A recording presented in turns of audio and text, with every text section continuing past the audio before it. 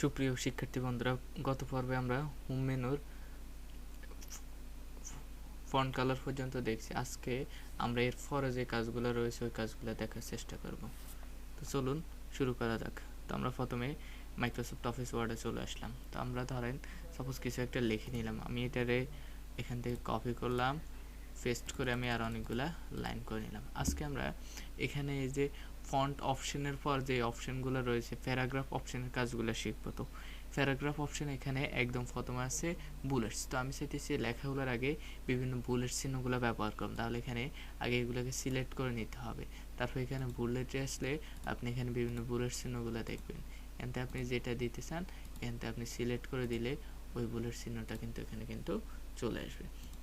আর এখান থেকে যদি নাম দেন এটা বাদ হবে। এখানে আরও অনেকগুলা বুলেট আসছে, চাইলে আপনি এখান থেকে ডিফারেন্স বুলেট সিম্বলগুলো এখানে চাইলে আপনি এখানে আনতে পারেন। ঠিক আছে, তো আপনার যেটা প্রয়োজন আপনি সিলেক্ট করে এখানে নিয়ে আসতে পারেন।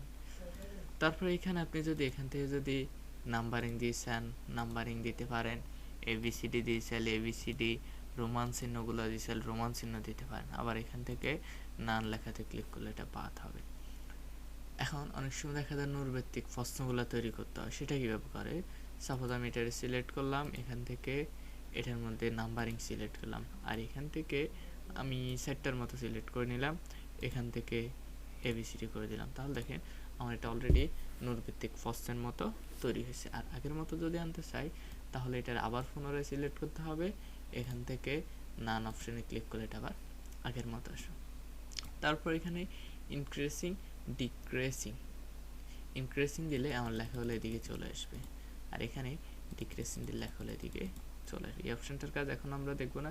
এটা হচ্ছে ধরেন আমরা যে যে জায়গায় এন্টারগুলো দিয়েছি, যে জায়গায় ব্রেক করছি, এটাতে ক্লিক করলে আমরা দেখতে পারি। ঠিক আছে, আবার এটাতে ক্লিক করলে এটা বাদ হবে। তারপর এখানে আছে অ্যালাইনমেন্ট। সাধারণত কম্পিউটারের লেখাগুলো লেফট দিক থেকে শুরু হয়, আপনি যখন সেন্টার দেবেন লেখাটা মাঝখানে আসবে, আর এখান থেকে রাইট দিলে লেখাটা আবার রাইট দিকে আসবে, আবার লেফট দিলে লেখাটা লেফট দিকে চলে আসবে। এখানে আছে জাস্টিফাই। জাস্টিফাই হচ্ছে এরকম অনেকগুলো লাইন লিখছি, লাইনগুলো এলোমেলো রয়েছে, লাইনগুলোকে সমান করার জন্য জাস্টিফাইটা ব্যবহার করবেন। এখন এখানে বোঝা যাচ্ছে না কারণ এখানে অলরেডি এগুলো সমানে রয়েছে, আর জাস্টিফাইতে ক্লিক করলে এটা আগের মতো আসবে। এগুলো আপনি শর্টকাটও করতে পারেন।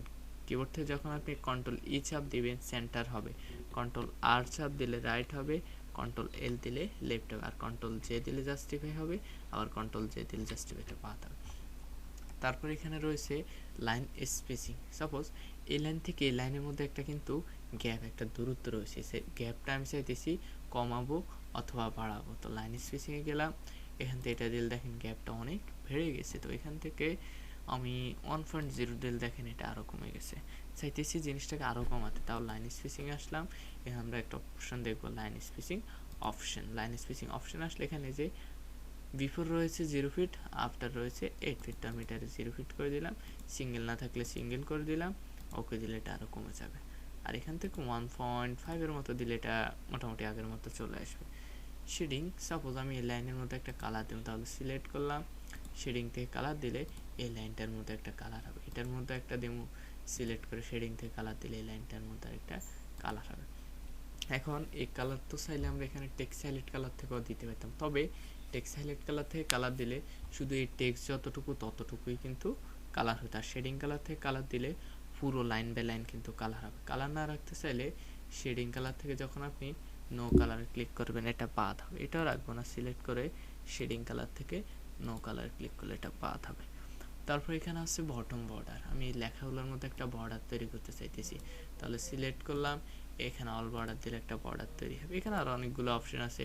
বটম বর্ডার দিলে শুধু নিচে, সরি এখানে যে বটম বর্ডার দিলে শুধু নিচে দিয়ে একটা বর্ডার থাকবে, আর এখানে যদি আপনি টপ বর্ডার দেন, উপরে লেফট বর্ডার দিলে লেফট পাশে, রাইট বর্ডার দিলে রাইট পাশে, এখানে আউটসাইড বর্ডার দিলে তাহলে এটা চারপাশে বর্ডার আসবে, আর এখান থেকে নো বর্ডার দিলে এটা বাদ হবে।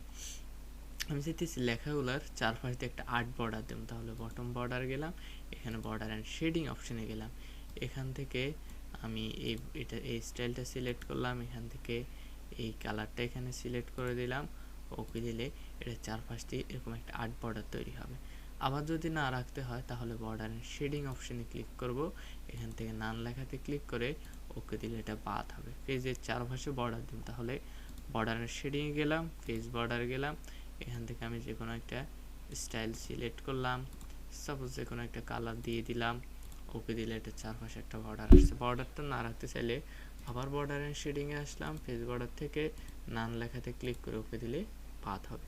পেজের চারপাশে একটা বর্ডার দিব, তাহলে কীভাবে, বর্ডার অ্যান্ড শেডিং অপশানে আসলাম, পেজ বর্ডার থেকে আমি এখান থেকে আবার এটা নিলাম, এবার আমি একটা আর্ট দেব, কালার না, এখানে আমি একটা আর্ট চয়েস করে নিলাম, তো আমার একটা পছন্দের আর্ট রয়েছে, তো আমি এই আর্টটা দিয়ে দিলাম, ওকে দিলে এটা চারপাশ দিয়ে এরকম একটা আর্ট বর্ডার চলে আসবে। এটা আরও চিকন মোটা করতে চাই, তাহলে বর্ডার অ্যান্ড শেডিং অপশান থেকে ফেস বর্ডার আসলে এখান থেকে ওয়াইড বাড়াই দিলে এটা মোটা হবে, আর কমা দিলে এটা চিকন হবে। না রাখতে চাইলে বর্ডার অ্যান্ড শেডিং অপশান থেকে ফেস বর্ডার থেকে নান লেখাতে ক্লিক করে ওকে দিলে বাদ হবে। এখানে বিভিন্ন স্টাইলগুলো রয়েছে, আপনি চাইলে এরকম স্টাইলগুলো এখান থেকে দিতে পারেন, আর নর্মাল দিলে এটা আগের মতো আসবে। তারপরে এখানে রয়েছে ফাইন্ড। ফাইন্ড হচ্ছে খোঁজা। সাপোজ এখানে আমি অনেকগুলো লেখা লিখছি, এখন আমি কোনো একটা জিনিস খুঁজে পাইতেছি না, তাহলে কিভাবে খুঁজে বের করুম, এখানে যে ফাইন্ড লেখাতে ক্লিক করলাম, ফাইন্ডে ক্লিক করলে এরকম একটা ইন্টারফেস আসবে, এখানে আছে ফাইন্ড হোয়াট, আপনি কি খুঁজবেন। সাপোজ আমি এখানে ডগটা খুঁজব, সরি আমি এখানে ডগ দিয়ে দিলাম। এবার আমি যদি ফাইন্ড নেক্সট দিই, ওই যে আমার ডগ যত জায়গায় আছে কার্সার কিন্তু তত জায়গায় কিন্তু সিলেক্ট করে আমাকে কিন্তু দেখাচ্ছে ফাইন্ড নেক্সট দেওয়ার ফল। তারপরে এখানে বা এখানে আপনি যদি এটা দেন হাইলাইট অল দেন, তাহলে সব জায়গায় হাইলাইট করে দেখাবে। আবার এটা তো, আর এখানে ফাইন্ড ইন দিলে কারেন্ট সিলেকশন শুধু এই পুরোটা সিলেকশন করে দেখাবে। আবার এটার মধ্যে ক্লিক করলে এগুলা বাদ হবে। তারপর এখানে রয়েছে রিপ্লেস। রিপ্লেস হচ্ছে পরিবর্তন করা। সাপোজ আমি এখানে ডগের পরিবর্তে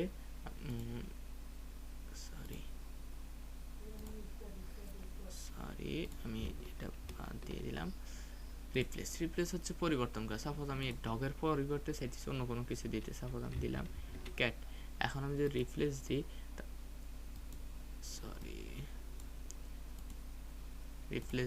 তাহলে দেখেন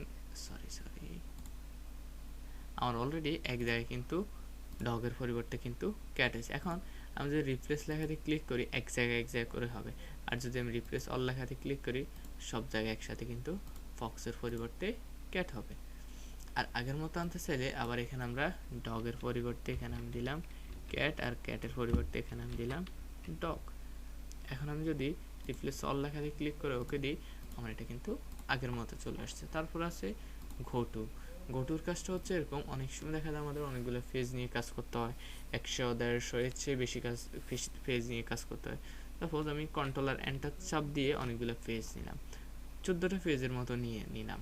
এখন এক ফেজ থেকে এক ফেজ স্ক্রল করে আসতেছি, অনেক সময়ের ব্যাপার, তো আমি চাইতেছি খুব দ্রুত আসা যাওয়া করবো, তাহলে ফাইন্ডে গেলাম, গো টুতে গেলাম, এখানে আছে এন্টার ফেজ নাম্বার। যখন আমি 1 দিলাম কিবোর্ড থেকে এন্টার অথবা গো টু লেখাতে ক্লিক করলে 1 নম্বর পেজে চলে আসছে। 10 নম্বর পেজে গেলাম, এন্টার দিলে 10 নম্বর পেজে চলে আসছে। 6 নম্বর পেজ, এন্টার দিলে 6 নম্বর পেজ, আর 1 নম্বর পেজ দিয়ে এন্টার দিলে 1 নম্বর পেজে চলে আসছে।